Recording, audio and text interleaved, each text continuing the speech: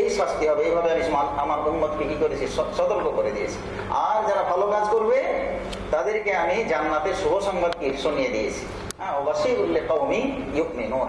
তো আমাদের রাসূল সাল্লাল্লাহু আলাইহি ওয়াসাল্লামের শানে এই আয়াত নাযিল হয়ে স্পষ্ট ভাষায় মানে এখানে বলা হলো যে গায়েব সম্পর্কে কি মানে জানতেন না।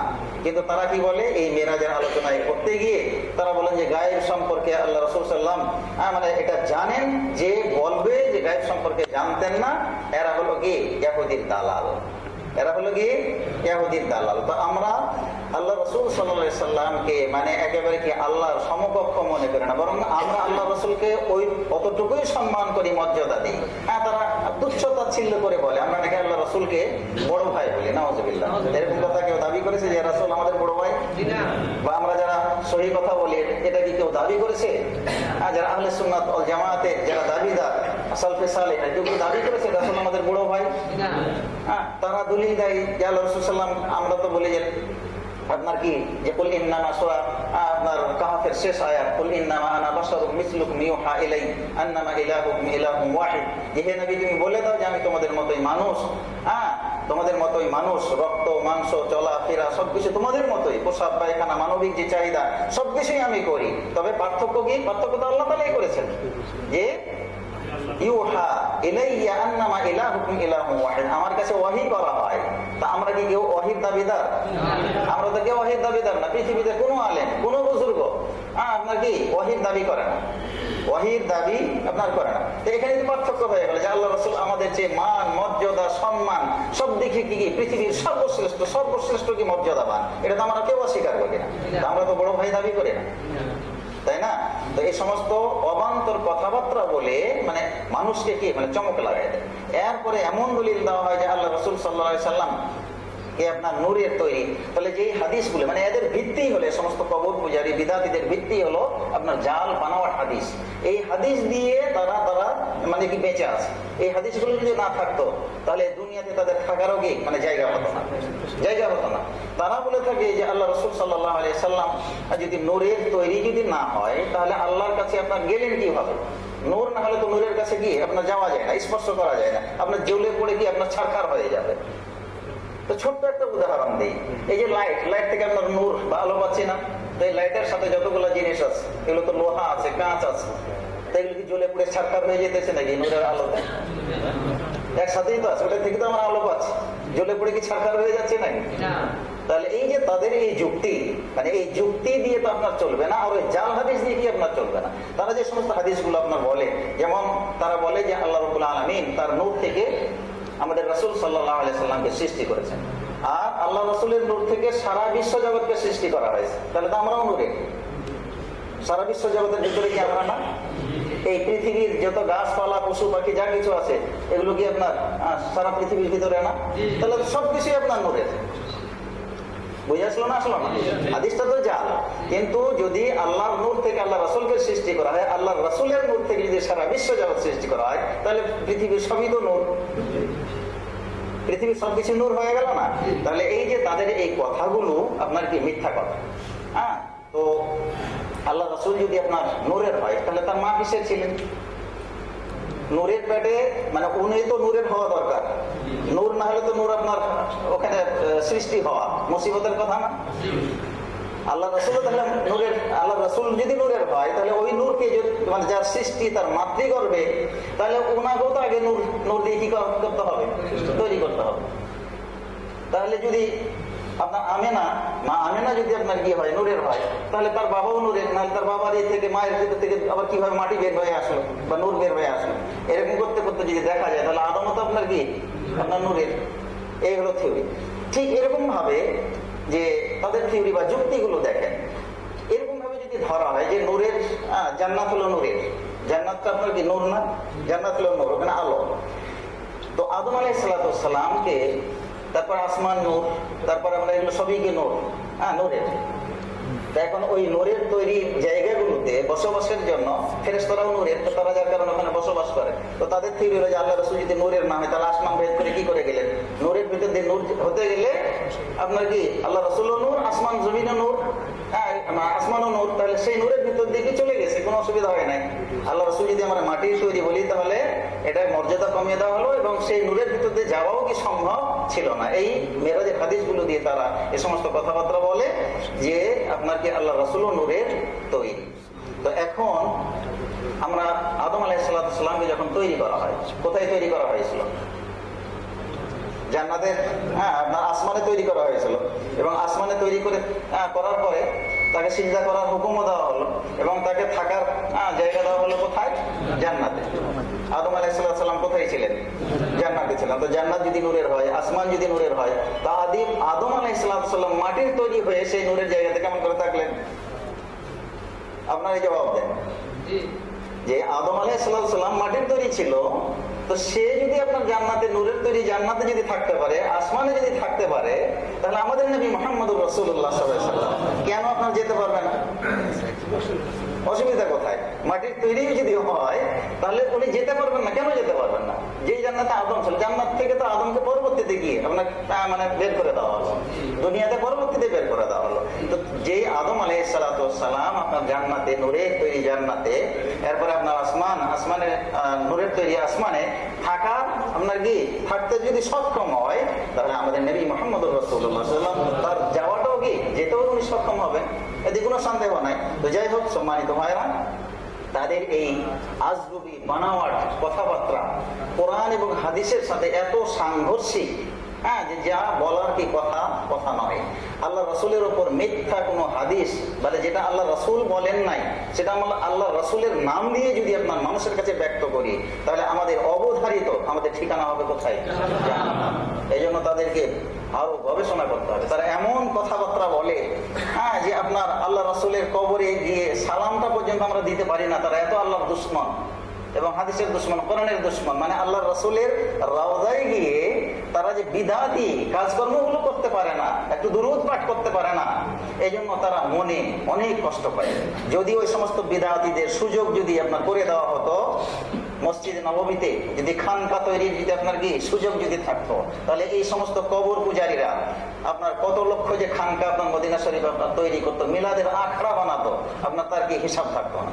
কিন্তু মদিনাতে আপনার যে একটু দুরূদ পড়বেন, বিদআতি যে দুরূদ, যেই দুরূদ না আল্লাহ রাসূল সাল্লাল্লাহু আলাইহি ওয়াসাল্লাম শিক্ষা দিয়েছেন, না কোনো সাহাবায়ে কেরাম আপনার যে সমস্ত বানাওয়াট দুরূদ আমরা পড়ি, যে আপনার খেজুর পাতার বিছানা, দোজাহানের বাদশা তিনি বাদশাহী করিলেন না, ইয়া নবী সালামু আলাইকা যে টান দিন, এগুলো আল্লাহ রাসূল শিখাইছেন?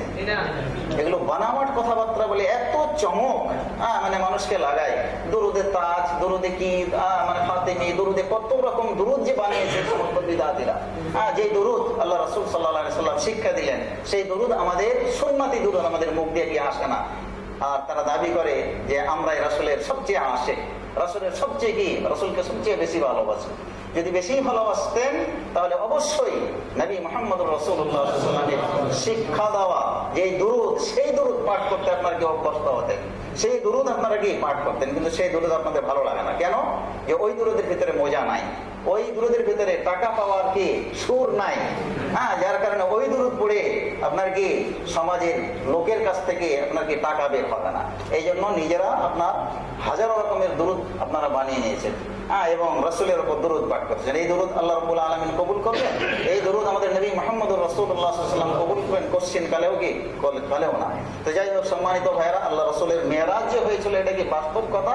এখন আমাদের বিষয় হলো যে এই মেরাজ থেকে আমরা একজন খাঁটি আল্লাহ রাসূলের অনুসারী হিসাবে আমাদের কি করণীয় এবং কি বর্জনীয়, এই জিনিসগুলো আমাদেরকে জানতে হবে। আল্লাহ রাসূল সাল্লাল্লাহু আলাইহি ওয়াসাল্লাম যেরকম আমাদেরকে সুন্নাতের ব্যাপারে মানে অনেক কি দিয়েছেন, উৎসাহ দিয়েছেন, এর পাশাপাশি বিদআত থেকে কিন্তু আল্লাহ রাসূল সাল্লাল্লাহু আলাইহি ওয়াসাল্লাম আমাদেরকে চরমভাবে কি করেছেন, সতর্ক করেছেন। তো এই সুন্নাত বাদ দিয়ে বিদআতি আমলের অনেক অনুপ্রবেশ আমাদের মাঝে আপনার কি ঘটে গিয়েছে। এই বিদআতি আমলগুলো আমাদের সমাজ থেকে, ব্যক্তিগত জীবন থেকে, সামাজিক জীবন থেকে, রাষ্ট্রীয় জীবন থেকে আমাদেরকে পরিহার করতে হবে। তা না হলে যদি আমরা রাসূলুল্লাহ সাল্লাল্লাহু আলাইহি ওয়াসাল্লামের সুন্নাতের যদি আমরা অনুসরণ করে না থাকি, তাহলে সেক্ষেত্রে কি হবে, আমরা সেই জান্নাত থেকে বঞ্চিত হব। সেই জান্নাত থেকে কি হব? বঞ্চিত হব। তো আমরা একজন মুমিন হিসাবে কেউ কিন্তু চাই না যে আমরা জান্নাত থেকে কি বঞ্চিত হই। বিদআতি আমল করার কারণে আমাদেরকে জাহান্নামে যেতে হবে, এটা স্পষ্ট ভাষায় আল্লাহ রাসূল সাল্লাল্লাহু আলাইহি ওয়াসাল্লাম বলে গেছেন। আর সুন্নতি আমল করলে আমরা যে জান্নাতে যাব সেটাও স্পষ্ট ভাষায় কি আল্লাহ রাসূল সাল্লাল্লাহু আলাইহি ওয়াসাল্লাম বলে গেছেন। বুখারীতে আল্লাহ রাসূল বলেন, কুল্লু উম্মতি ইয়াদখুলুনাল জান্নাহ ইল্লা মান আবা। উম্মতের সমস্ত ব্যক্তিরাই কি জান্নাতে যাবে, তবে যারা জান্নাতে যেতে চায় না। আল্লাহ রাসূল সাল্লাল্লাহু আলাইহি ওয়াসাল্লামকে জিজ্ঞেস করা হলো যে যারা মানে জান্নাতে যেতে চায় না, এরকম ব্যক্তি আবার কে আছে? কিলা উমাইয়া বা ইয়া রাসূলুল্লাহ, আল্লাহ রাসূলকে জিজ্ঞেস করা হলো যে কারা জান্নাতে যেতে চায় না, কে অস্বীকার করে, কার মন চায় না যে জান্নাতে যাবে? আল্লাহ রাসূল সাল্লাল্লাহু আলাইহি ওয়াসাল্লাম বললেন যে মান আতাআনি দাখালাল জান্নাহ ওয়া মান আসানি ফাকাদ আবা। স্পষ্ট করে দিলেন যে যে আমার আনুগত্য করবে, আমার সুন্নাত মোতাবেক যারা জীবন গড়বে, আমার সুন্নাত মোতাবেক যারা কি করবে? জীবন গড়বে, তারাই জান্নাতে যাবে। আর যারা আমার সুন্নাতের অবাধ্য হবে, আমার তরিকার যারা কি হবে? অবাধ্য হবে, তারাই জান্নাতে যেতে চায় না, তারাই জান্নাতে কি যেতে চায় না। তাহলে এখানে স্পষ্ট ভাষায় আল্লাহ রাসূল সাল্লাল্লাহু আলাইহি ওয়াসাল্লাম কি বলে দিলেন। আর রাসূলের প্রেমিক হওয়া মানে কি শুধু মৌখিক ভাবে প্রেমিক হওয়া না, এখানে সুন্নাতের অনুসরণ করে কি সুন্নাতের উপর আমল করে আল্লাহ রাসূলের মহব্বত বা আল্লাহ রাসূলের প্রেম মানে কি ভালোবাসা স্থাপন করা যায়। আল্লাহ রাসূল সাল্লাল্লাহু আলাইহি ওয়াসাল্লাম স্পষ্ট ভাষায় বলেছেন, মান আহাব্বা সুন্নতি ফাকাদ আহাব্বানি, যে আমার সুন্নাতকে ভালোবাসলো। যখনই আমরা আল্লাহ রাসূলের কোন সুন্নাত সম্পর্কে জানবো, সাথে সাথেই আমরা আমল করার চেষ্টা করব। যখন আমরা আমল করব, এর মানেই হচ্ছে যে ফাকাদ আহাব্বানি, আল্লাহ রাসূল সাল্লাল্লাহু আলাইহি ওয়াসাল্লাম বললেন যে সে আমাকে ভালোবাসলো, সে আমাকে কি মানে ভালোবাসলো। যখনই আমরা শুনবো যে হ্যাঁ এটা আল্লাহ রাসূলের সুন্নাত, তখন আমরা ওই মাযহাবী দোহাই দিয়ে, বাবা 14 পূর্বপুরুষের দোহাই না দিয়ে আমরা যদি ওই আমল শুরু করে দিই, তাহলে জানতে হবে যে আমরা আল্লাহ রাসূলের কি খাঁটি একজন কি মানে ভালোবাসা স্থাপনকারী, আল্লাহ রাসূলকে মানে খাঁটি ভাবে কি আমরা ভালোবাসি। স্পষ্ট ভাষায় আল্লাহ রাসূল সাল্লাল্লাহু আলাইহি ওয়াসাল্লাম বলেছেন, মান আহাব্বা সুন্নতি ফাকাদ আহাব্বানি ওয়া মান আহাব্বানি কানা মাইয়া ফিল জান্নাহ। আর আমাকে যে ভালোবাসলো, আমার সুন্নাতকে ভালোবাসা মানে আমাকে ভালোবাসা, আর আমাকে ভালোবাসা মানে আমার সাথে জান্নাতে তার সহ অবস্থান হওয়া। আল্লাহ রাসূলের সাথে জান্নাতে থাকতে হলে আল্লাহ রাসূলের সুন্নাতের কি হতে হবে? আপনার অনুসারী হতে হবে, ভালোবাসতে হবে আল্লাহ রাসূলের সুন্নাতকে। আল্লাহ রাসূলের সুন্নাত সম্পর্কে জানছেন, জানার পরেও আপনি সেটাকে অবজ্ঞা অবহেলা করে কি আপনি উড়িয়ে দিচ্ছেন, বাপদাদার দোহাই, পূর্বপুরুষের দোহাই, আর নিজেদেরকে আহলে সুন্নাত ওয়াল জামাতের দাবিদার বলে সেটাকে কি আপনার উপখ্যান করা, সেটাকে প্রত্যাখ্যান করা, এটা আল্লাহ রাসূল সাল্লাল্লাহু আলাইহি ওয়াসাল্লামও কি আপনার পছন্দ করেন না। তো যাই হোক, এই মেরাজকে কেন্দ্র করে এরকম অনেক বিদআতি আমল আমাদের মাঝে কি আছে? চালু আছে।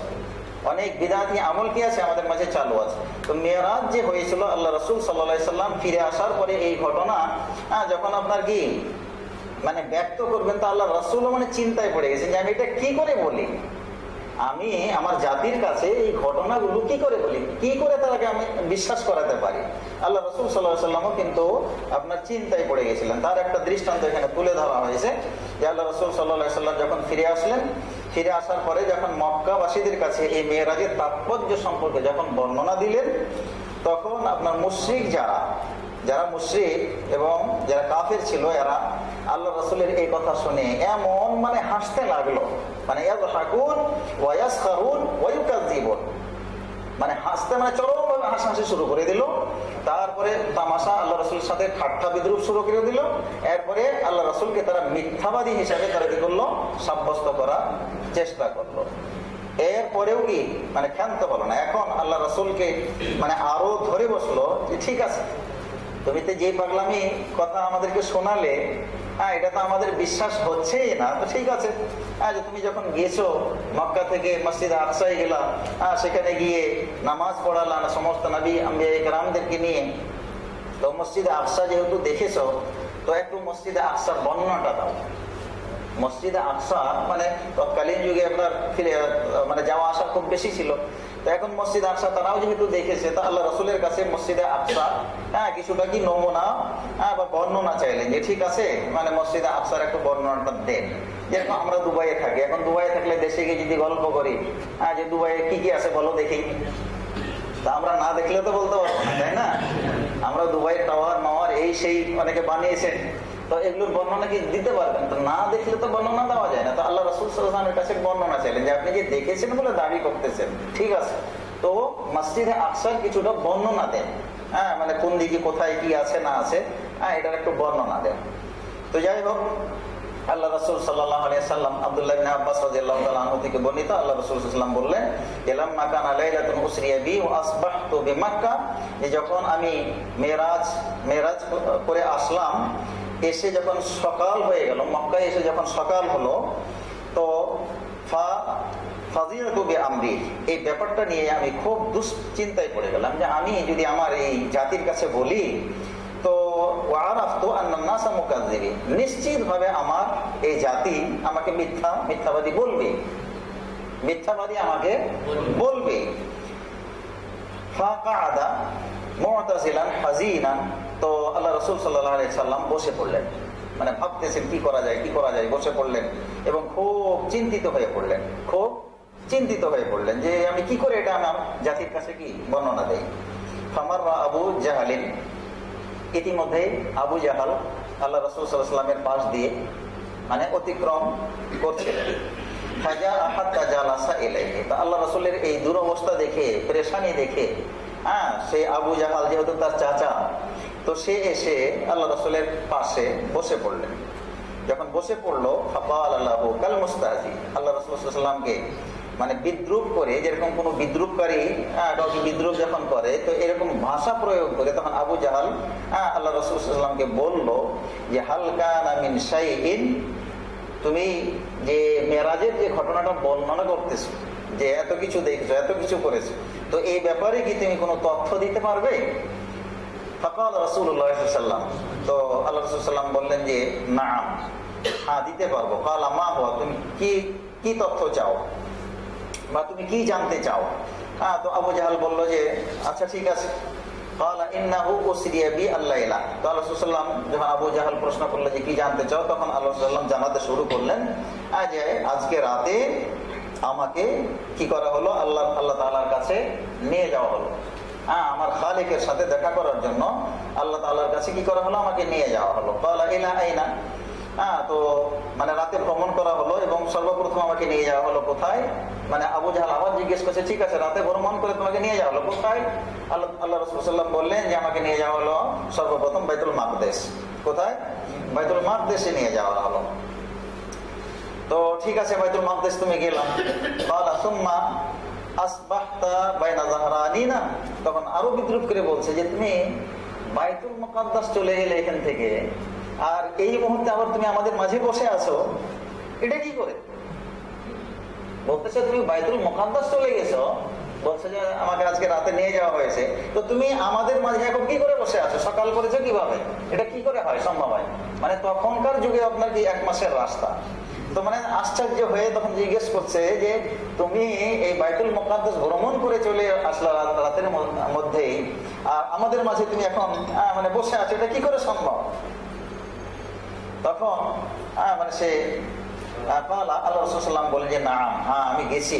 কালা আরাআইতা ইন দাআউতু কওমাকা তুহাদ্দিসুহুম মা হাদাসতানি, বলছে ঠিক আছে তুমি আমাকে যে কথা বলেছো ঠিক আছে, কিন্তু তুমি কি মনে করো যে আমি সমস্ত মক্কার মানুষকে জমা করি, একত্রিত করি, আর তুমি যা কিছু আমাকে বর্ণনা দিচ্ছ যে আমি বাইতুল মুকাদ্দাসে গেছি, তারপরে সেখান থেকে অমুক জায়গায় গেছি, তো এই কথাগুলো তোমার জাতির কাছে সবাইকে আমি একত্রিত করি, তাদের সকলের কাছে তুমি কি এটা বলতে পারবে?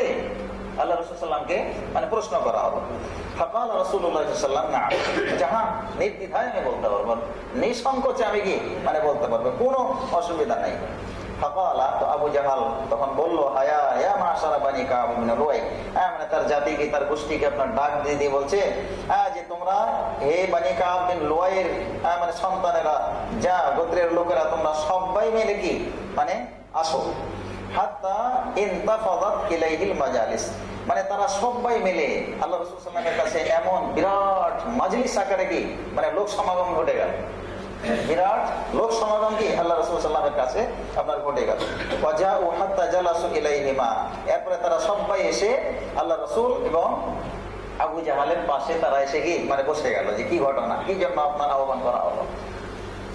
ফাহাদাসাহুম রাসূলুল্লাহ সাল্লাল্লাহু আলাইহি ওয়াসাল্লাম, আল্লাহ রাসূল সাল্লাল্লাহু আলাইহি ওয়াসাল্লাম মিরাজের বর্ণনা দেওয়া আপনার শুরু করলেন। ফামিন বাইনি মুসাফফিকিন ওয়া বাইনি মিন বাইনি ওয়াদি'in ইয়াদাহু আলা রাসিহি মুতাআজ্জিবান, যখন এই মেরাজের বিশদ বর্ণনা আল্লাহ রাসূল সাল্লাল্লাহু আলাইহি ওয়াসাল্লাম যখন দেওয়া শুরু করলেন, ওই সময় আপনার কিছু কিছু লোক মানে তালি মারা শুরু করলো। কি মানে একটা আশ্চর্যজনক ঘটনা শুনলে মানে কি এরকম তালি উঠবে না, গুঞ্জন উঠবে না, তালি মারা শুরু করলো। আর কিছু সংখ্যক লোক করলো কি, মাথায় আশ্চর্য হয়ে মাথায় হাত রেখে দিল,